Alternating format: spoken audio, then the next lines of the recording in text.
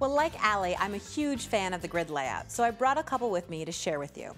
So the first one here, you can see that I've created a stitched grid.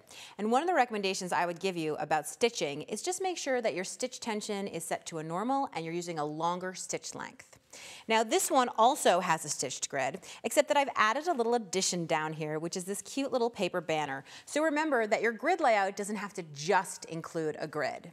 And over here, you can see that I've actually shifted the grid down to the side, and I've even gone over the grid by using these little tags. They're just from an office supply store and doing all my journaling. This one also features Instagram photos, which have an aging filter with them.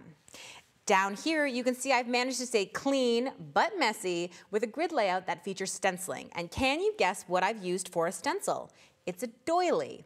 So you can find stencils all over your house.